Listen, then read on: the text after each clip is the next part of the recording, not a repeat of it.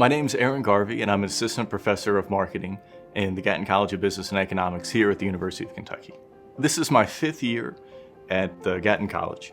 I am a marketing scholar, and I've focused on consumer behavior, which is looking at the psychology of how consumers act, how they think, how they feel.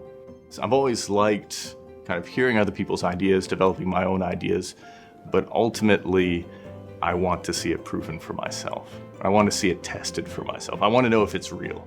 What really initially got me interested into looking at branded consumption and the kind of impacts that just branding can have on people's perceptions of products was worked in product marketing. And we would test prototype products sometimes. And I was just amazed that you could take the exact same product that you were thinking about taking to market, and you could put it in front of consumers, and you could change what price you were going to launch it at. You could change what brand it was, and they would have dramatically different impressions of that product. And they would tell you incredibly different things about the product, that they thought it was made of different materials, that they thought it weighed more or it weighed less. So really out there stuff that at the time, we joked about and we couldn't explain it. We never went any deeper on it. The why people like different brands and brand identities has been around for a while, but this work that looks at what kind of impact is that having on you is fairly new.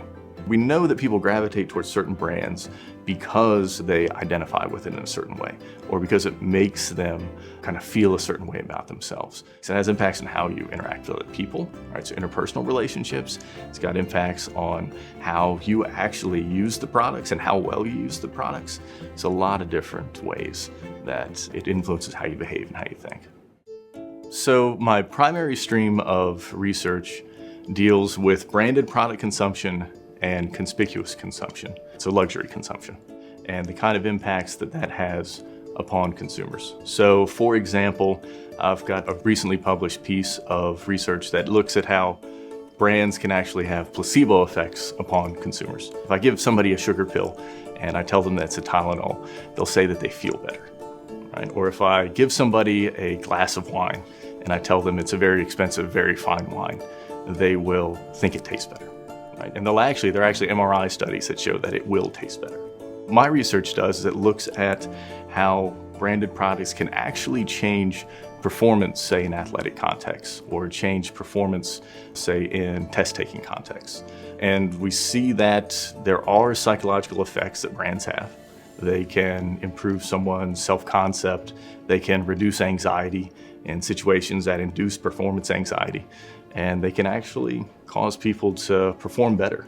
Like say a golf putting task is one of the experiments that we did. Or say doing difficult math problems is another experiment that we did. So there are real impacts that brands can have on consumers. So there's a really well-known phenomenon known as licensing. And this is just, it happens to us all. This is when you do something really good that you know is good and you feel licensed to indulge yourself. A recent piece of work that I and my co-author put together saw that actually can change your experience too when you decide to indulge yourself after you've been licensed. I've gone and I've done volunteer work all day, and that evening I decide to indulge myself in a dessert. Well, the dessert will actually taste better than if you had not licensed. Not only are you more likely to have it, but when you eat it, it will literally taste better. You will enjoy the experience more than you would have otherwise.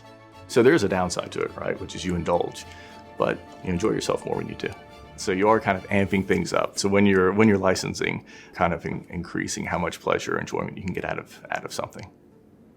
Well, I teach both undergraduates, and then I also teach graduate students in our MBA program there at Gatton. Use my own research as examples. Eventually in my field, what I do can be relevant to what they ultimately do in their careers. So I try to tie those two things together. I actually attended UK as an undergraduate. So I have a long history with UK and a very good impression of UK. Went elsewhere for my career, went elsewhere for graduate school. But when an opportunity arose to come back to UK, I prioritized UK over a lot of my other options. If you think that you're a good fit for the community or in your particular area, that they're the right kind of scholars here that you can work with, then it's an excellent opportunity.